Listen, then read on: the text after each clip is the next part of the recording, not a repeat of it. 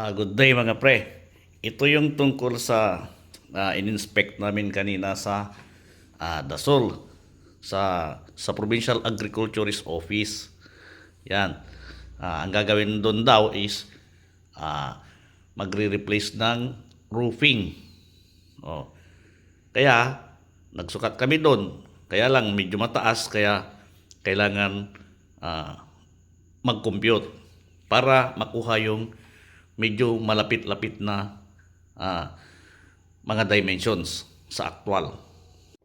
Kailangan i-compute dahil hindi pwedeng i-assume lang. Kasi pag in-assume mo, pwedeng kulang, pwedeng sobra. Maraming maapektuhan. Ang example ng maapektuhan ay ganito. Kasi gable type roof siya. Tapos sa silong ng gable type roof may existing na CHB wall. Ito yung triangle, yung sinades ko. Yan. Oh. Kunwari nag-assume ako, tapos ang na-estimate ko is hanggang dito lang na height. Yan. Oh. Kung babagayan nila yung estimate ko, ibig sabihin magkakat sila ng wall. Di ba? Dagdag labor. Ngayon, kung sakaling sobra naman, nasobrahan ko yung assume ko sa height, anong mangyayari? Magsi-CHB sila. Di ba? Ang mangyayari, magsi-CHB sila. O, labor, materials, ang masasayang. Kaya, kailangan i-calculate ng tama. O, ginamitan namin ng level bar. O, bago ko start yung kung paano ko kinumpute, yung mga unknown doon na hindi na namin masukat, kailangan nyo munang panoorin itong video na to nung nag-i-inspect kami. Para matutunan nyo rin, may apply nyo sa actual. Kasi maraming magaling sa math, hindi alam i-apply sa actual. Based on sa experience ko, yung mga kasama ko noon na pag may ganito, nag-a-assume sila, na-assume nila. Pero sa akin, hindi ko ina-assume yan. Kaya panoorin nyo yung video habang nagsusukat kami para matutunan nyo. Oh. May hagdan, may hagdan. Dito. Dito. Para maabot yung slope. Yan na yung sketch ko. Para masukat yung height doon sa may level bar. Dito. Maganitong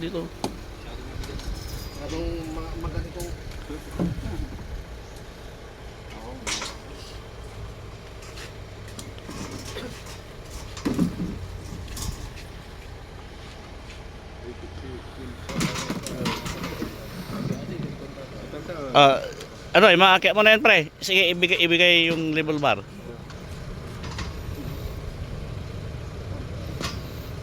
Doon ka sana, baka hindi mo maabot dyan eh.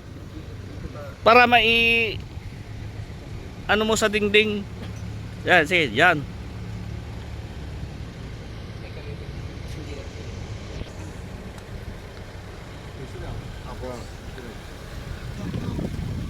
Dikit mo yung dulo ng level bar, yan. Tignan mo pag nagsentro yung bubble Pag nagsentro yung bubble. Basta nagsentro yung bubble, okay na yun. Tapos sukatin mo yung height mula dyan sa baba. sa tunaw. Dyan sa baba, yan, ganyan, pa-vertical Ilan? 33 Siguro, yung sigurado 33 point?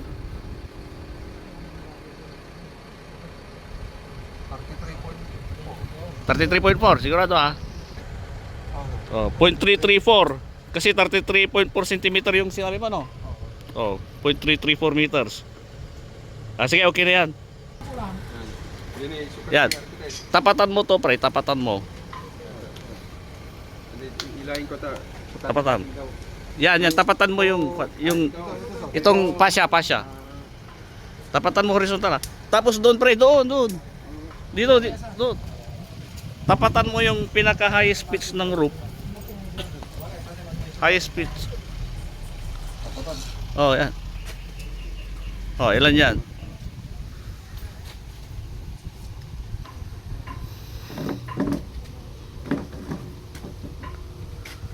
Ihilain nyo.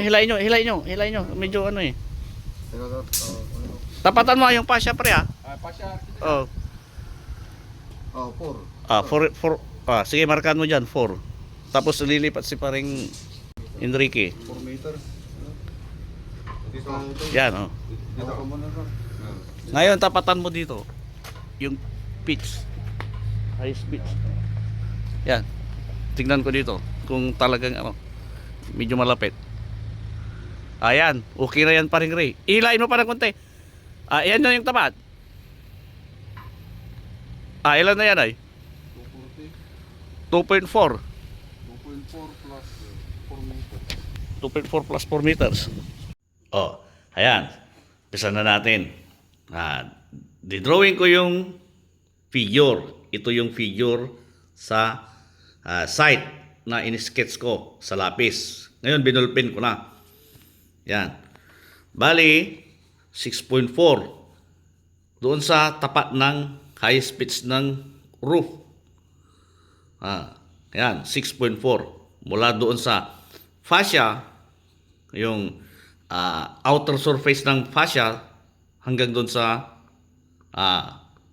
highest pitch ng roof. Yan, yung kinakatayuan, kumbaga kinakatayuan ng king post ng truss. Yan. Yan yung height na unknown na di namin masukat. Tapos yung L1. Ngayon, ito yung kinuha namin sa level bar. 0.80 yung haba ng level bar. Tapos, yung height niya, 0.334. 3 digit siya. Ginawa ko na lang na 2 digit. 0.33 na yung ginamit ko. Ngayon, ganito yung tungkol sa roofing. Yan. Yung L1, yan yung nakita sa video. Pero itong L2, nagsukat na lang kami sa baba. Ito yun. Tapat din ng fascia hanggang doon sa roof ridge line. Kaya pwede na siyang i-compute. Yan. Oh, dito tayo sa second page. Yan. Ang computation yan, ratio and proportion. Shortcut ko na lang. Yan. Kasi ganito yan, oh. Bale,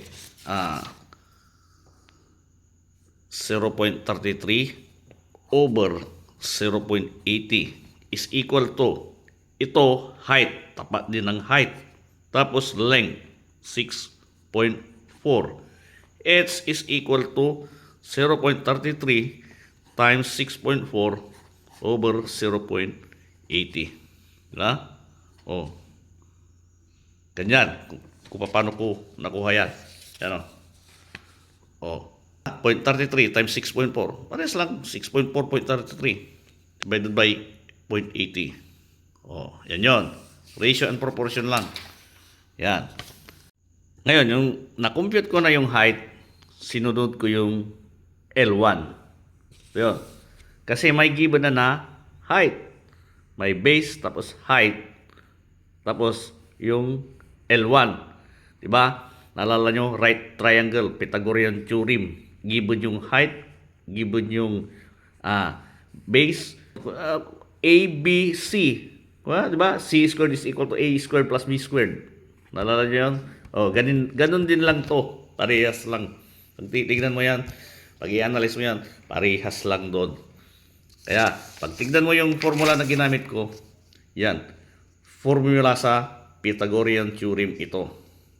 Yan. Kaya na-compute ko yung L1. Yan. Oh. Hindi kami nagsukat, kinumpute, nakuha yung L1, pati yung height. Tapos sinunod ko yung slope. Tinignan ko kung magkaparehas doon sa sinukat namin sa level bar, 0.33 tapos 0.8. Para ma-check ko kung tama ba yung computation ko. Yan. Sinubstitute ko yung kinuha sa actual, tapos yung kinumpute ko na height sa slope formula. Yan. 41.25% 41.25%. Kaya okay yung computation ko sa L1. Tapos yung sa height. Oh. Ngayon, dito naman sa kabila, may height na. Dahil na-compute na dun sa naunang slope. Ito yun, di ba? Oh. Yan. Kaya, may height na. Tapos yung sinukat namin sa actual. Unknown ngayon yung L2. Yan. Oh, kinumpute ko ulit sa Pythagorean theorem dahil may given na height. Tapos yung base, ang unknown, right triangle siya. Hypotenuse yung unknown, L2. Kaya,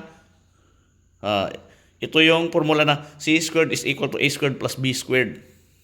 So, Pythagorean theorem. Tapos, tinignan ko yung slope. Magkaiba sila. Kasi, 6 meters ito, yung kabila, 6.4. Mas matarik ito. Kumbaga, mas kwan yung distance. Mas maikli yung distance, pero magkasing taas ng height. Kaya naging matarik. Ito mahaba, kaya naging lamang sa tarik itong L2. Yan. Yan ang ibig sabihin niyan. Kaya 44% siya, doon 41.25. Maliit lang naman na percent ng slope yung pagkakaiba nila. Ngayon, dito naman tayo. Yan. Doon sa figure, halos binuo ko na. Ang kulang na lang, dahil may 1 meter na eaves doon sa building, 1 meter din sa kabila, may mababawas na height. Yan. Kasi yung parte ng pinasukan ng web members, hanggang dito lang. Walang web members sa labas. Yung ito. Bali, nagbawas ng height dahil sa eaves. Na itong base na to, kung tutuusin, ganyan siya eh. Diyan. Yung buong haba. Di ba? Yung buong haba, may buong haba yan. 6.4, tapos 6, tapos 1 meter. Ito.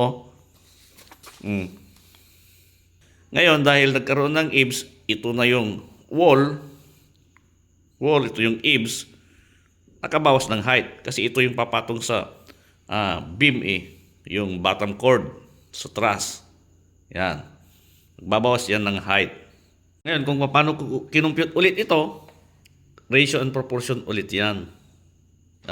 Kalahating truss, kalahating truss. Kaya nga, may guhit ako dito. Yan.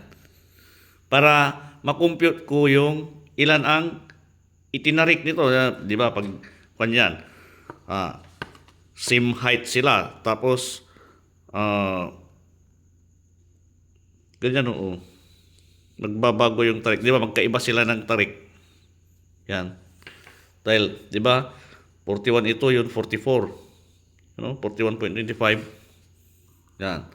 Yan yung kinukompute ngayon dyan. Tapos hindi natin alam kung ito, mas mababa ito, tapos mas mataas ito. Kasi magkaiba nga sila ng tarik. Yan. Ratio and proportion ulit yan. Yan 2.64 yung height, 7 meters yung haba, 6 plus 1. Tapos, yung 1 meter na eaves, ano yung height 2 dito na side. Yan. Kinumpute na ganyan, lumabas ito. Ganon din sa kabila. 2.64 yung height, 7.4. 6.4 plus 1, 7.4. Ratio and proportion ulit yan. 0.36 yung na-compute. Ngayon, may diferensya sila na 0.02 meters. Ibig sabihin, ito, 41.25, mas matarik ito. Ibig sabihin, mas mababa to. Mas mataas yun. Kumbaga, umikot pataas. Parang ganyan. Umikot pataas. Di ba, mas mahaba to ayo. 6.4. Parang, umikot pataas ito. Ganyan. Ganyan. Parang gano'n. Tapos ito naman, bumaba. Parang gumanyan siya. Ayan. Kaya may diferensya sila na 0.02. Yan. Oh. Di ba?